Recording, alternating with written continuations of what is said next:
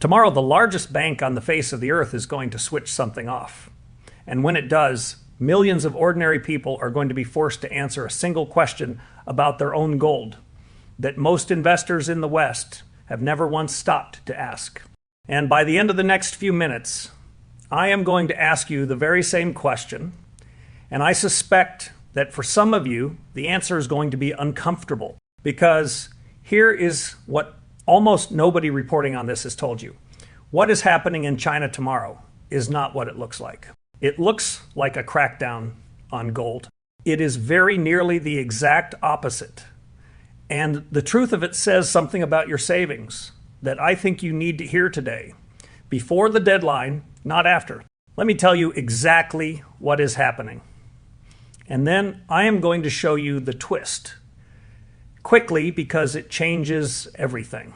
Starting after the close of business tomorrow, the Industrial and Commercial Bank of China, a bank so large it holds more assets than any other institution on the planet, along with the Postal Savings Bank, Ping An Bank, and China Guangfa Bank, are shutting down the ability of ordinary savers to trade gold through their bank accounts. Millions of people are being given 3 stark choices before the door closes. Close your position, cash out entirely, or take physical delivery of the actual metal. Now here is the twist, and I am giving it to you now instead of making you wait, because it reframes everything that follows. China is not banning gold. Read that again. The shutdown targets only one specific thing, and it leaves another thing completely, entirely untouched. And the difference between those two things is the whole reason I am talking to you today. In fact, at the very same time this shutdown is happening, China's own central bank has been buying gold for 20 straight months. So one hand of the Chinese state is pushing ordinary citizens away from a certain kind of gold, while the other hand is buying a different kind of gold as fast as it prudently can. That is not a crackdown, that is a signal. And once you understand which kind they are fleeing and which kind they are hoarding, you will never look at your own holdings the same way again. Before we go further, I want to know who is in the room, because the entire point of this video turns on it. Tell me in the comments where in the world you are watching from, and tell me honestly what form your savings take. Physical metal you could hold in your hand, gold through a fund or an account cash, something else. Hold your answer in your mind as we go, because I am going to come back to it. And I think for some of you, it is going to land very differently by the end than it does right now. So let us get to the heart of it, the distinction that this entire event is built on, because it is the single most important idea in the world of precious metals, and most people have never had it explained to them plainly. There are 2 completely different things that both get called gold. And in a calm market, they look identical, and in a crisis, they behave in opposite ways. The first is physical gold, a coin, a bar, metal you can hold in your hand and put in a safe. It is real. It is yours. It exists whether or not any bank or exchange or government is still standing tomorrow morning. Nobody owes it to you because you already have it. There is no promise involved. There is just the metal. The second is paper gold. And this is where people walk into danger without ever knowing they left the house. Paper gold is not metal. It is a promise about metal. It is a contract, an account entry, a certificate, a claim that says somewhere in some vault controlled by some institution, gold exists on your behalf and you can have its value when you ask. And here is the part that should make you sit up. A great deal of what ordinary people across America and Britain think of as owning gold is exactly this. It is paper. It is a promise. And the specific kind of paper gold China is shutting down tomorrow was more dangerous still, because it was leveraged, meaning people were placing large bets on the gold price with borrowed money, controlling far more gold than they had actually paid for, which turns an ordinary price wobble into a personal catastrophe. And this is the moment I want to ask you that question I promised. The uncomfortable one, the gold you own or the gold you think you own. Is it the first kind or the second kind? Have you ever actually held it? Could you put your hands on it this week if you needed to? Or does it live as a number on a statement, a promise from an institution you have never met? Do not answer out loud. Just hold the question, because we are not done. And by the end, it is going to matter more than you might think right now. So why is China doing this? And why now? The answer connects directly to the violent ride gold has taken this year, and it is worth understanding because it is the trigger for everything. The price climbed to nearly $5,600 an ounce back in January, an all-time record, and then it fell hard, dropping below $4,000, a decline of close to 30% from that peak. Now picture an ordinary Chinese saver who placed a leveraged bet on gold near the top, controlling far more than they could afford, using money effectively borrowed from the bank. When the price fell 30%, a leveraged position like that does not just lose 30%. It can be wiped out completely, and worse, it can leave the saver owing the bank money they never had in the first place. The banks watched this danger building, and they first raised the required deposits on these trades to as high as 140%, which is a technical way of saying they made the leverage nearly impossible, and then they decided to shut the whole thing down before the losses landed. This time, and this is the remarkable part, the regulators acted before the disaster, not after. And that phrase, before the disaster, is the key, because there was a disaster the last time. And it is the reason this is happening, and almost nobody in the West has heard the story. Stay with me, because this next part is the piece that explains the entire decision. Go back to 2020. A major Chinese bank offered ordinary savers a product tied to the price of oil. It was marketed as an easy way for regular people to invest in crude.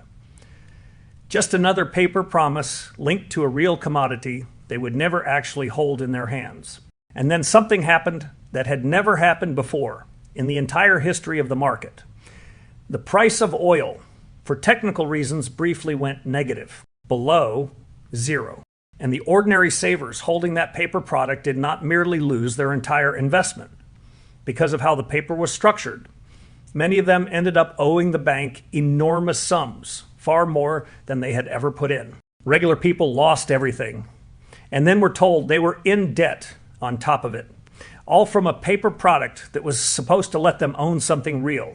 It became a national trauma in China, and the regulators drew a hard lesson from it that they have never forgotten. When a volatile market meets an ordinary person holding leveraged paper, it is the small saver who gets destroyed. The shutdown happening tomorrow is the final logical conclusion of a lesson China learned in blood in 2020. And this time, they are applying it before anyone gets hurt. Now, let me bring this home, because we have been talking about China, but this next part is about you. And it is the reason I made this video instead of scrolling past the headline. I told you China is fleeing one kind of gold and hoarding the other. Let me show you what that actually means with two people. Neither is real. Both are the kind of person you might see in the mirror. The first is a man I will call Gordon, 68, retired. And if you asked him, he would tell you with total confidence that he owns gold. He feels protected. He feels he has done the smart, responsible thing and hedged against all the uncertainty in the world. But when Gordon actually looks closely at what he holds, he finds it is entirely paper. A position in a fund, an entry on a statement, a claim. He has never held a single ounce. He has never taken delivery of anything. What he truly owns is a promise that somewhere, in some vault, controlled by some institution, gold exists on his behalf. And in normal, calm times, that promise works perfectly. And Gordon is none the wiser and perfectly fine. But Gordon has never asked the question. This whole event is forcing into the light. What happens to my promise if the institution behind it fails or freezes or simply cannot deliver on the day when everybody asks for their metal at the same time? He has never asked because the promise has always been kept before. Gordon owns gold the way a man owns his reflection in a mirror. It is there. It looks exactly like him, and he can never actually pick it up. The second is a woman I will call Beatrice, 65. And here is the thing. She owns far less gold than Gordon in dollar terms, considerably less. But what she owns, she holds.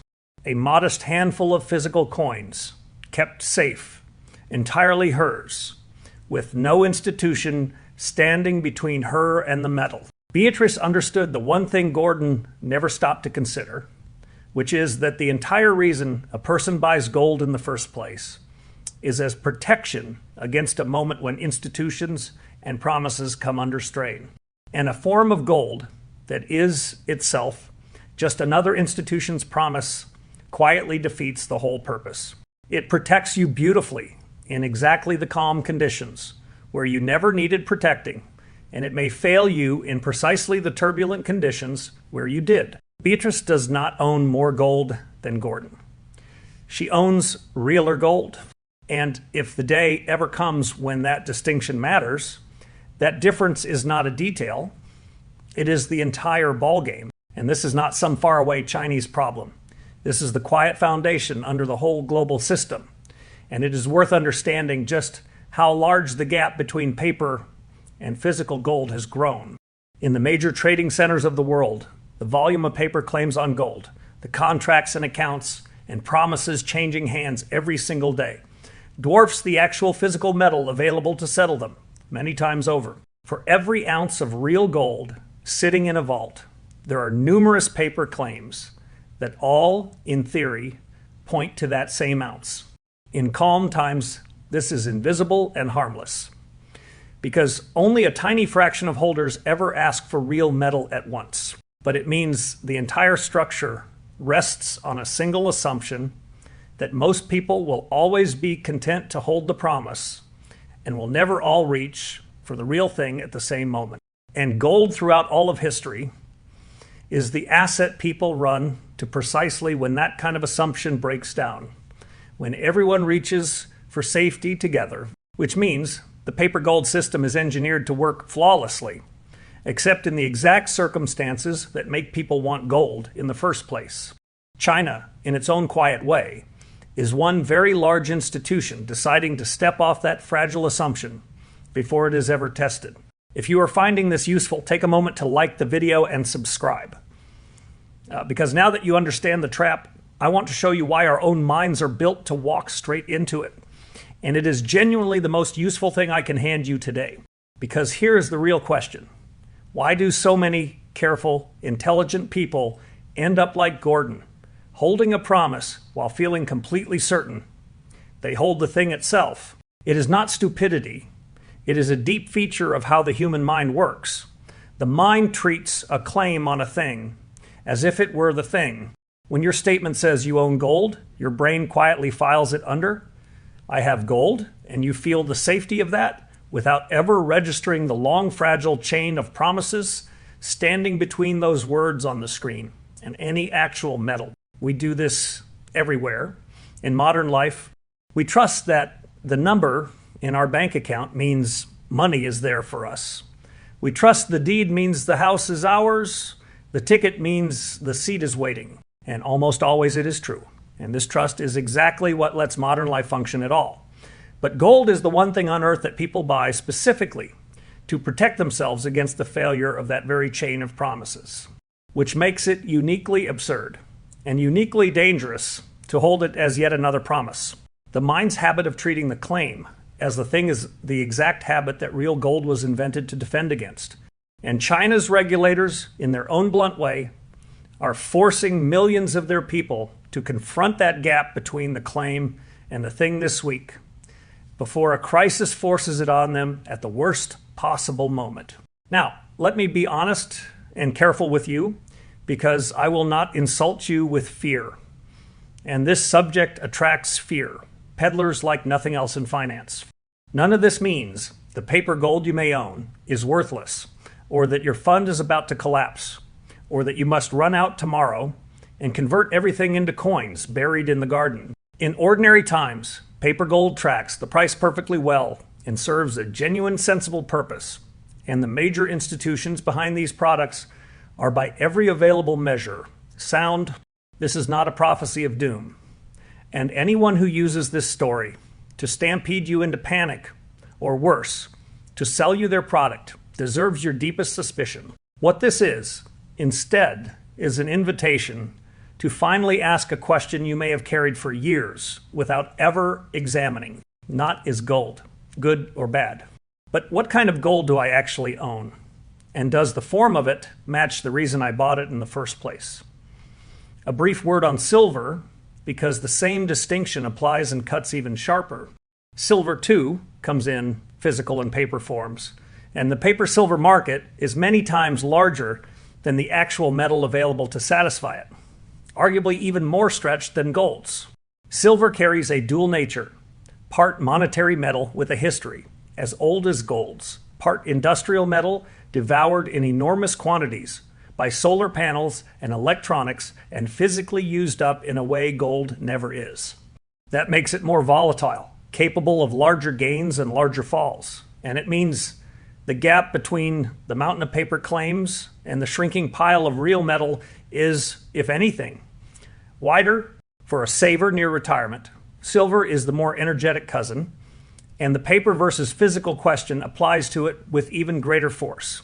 It deserves to be treated as its own decision, with its own risks not folded in thoughtlessly with gold. So let us pull it all together, and let us go back to that switch being flipped in Beijing tomorrow. The largest bank on earth, along with several other Chinese giants, is shutting down retail paper gold trading tomorrow, telling ordinary savers to close their positions or take delivery of the real metal. It targets leveraged paper, the promises, and the bets, and it leaves physical gold entirely untouched. The reason traces straight back to the 2020 oil scandal that destroyed ordinary savers holding a paper promise, and this time the authorities moved before the losses arrived. And the twist that turns the whole story around is that even as China pushes its citizens out of paper, its central bank keeps buying physical gold, telling us in the plainest possible language which kind the authorities consider real and which kind they consider a trap. And the reason so many good, careful people hold paper while believing they hold metal is the mind's deep habit of mistaking a claim on a thing for the thing itself. The very habit real gold was meant to guard against.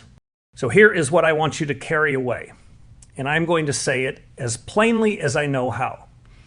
The most important question in the entire world of gold is not what is the price, and it is not, is now the time to buy. It is a simpler and far more personal question. What kind of gold do you actually own? And does that form match the reason you own it? If you hold gold as protection against a moment, when institutions and promises come under strain, then holding it as an institution's promise may quietly defeat the entire purpose. And you may not discover that until the one moment you most needed it to be real. This does not mean paper is always the wrong choice, because for many people, in many situations, a fund or an account is convenient and completely sensible. It means the form should be a conscious decision, matched to your purpose, and not an accident you never once examined. The right answer depends entirely on your own circumstances, and I am not here to tell you what it is. I am here to make sure you finally ask the question that the biggest bank on earth is, in its own way, forcing millions of people to ask this week. Do not let anyone use this event to frighten you into a rushed decision or a costly product, because they will try, and they will only get louder as the deadline passes. And equally, do not let the comfortable words on a statement lull you into, never once checking whether the metal behind them is real, and yours and reachable on the day it actually matters. Those are different things, and the whole quiet significance of this moment lives in the gap between the promise and the thing. None of this is financial advice, and every fact I have cited, the deadline, the banks involved, the 140% margins, the price fall, the 2020 scandal, is in the pinned comment, so you can verify every word of it yourself rather than take mine. I open by promising to ask you a single question. The same one millions of savers in China are being forced to answer tomorrow. Do you want the promise or do you want the gold? You have now heard the whole story, so let me ask it one last time. And this time I would like you to actually answer it quietly, honestly, to yourself. The gold you believe you own. Is it the thing or is it the reflection? Because the difference costs nothing to check today, and it may cost everything to discover on the day a switch gets flipped that forces you to answer in a hurry.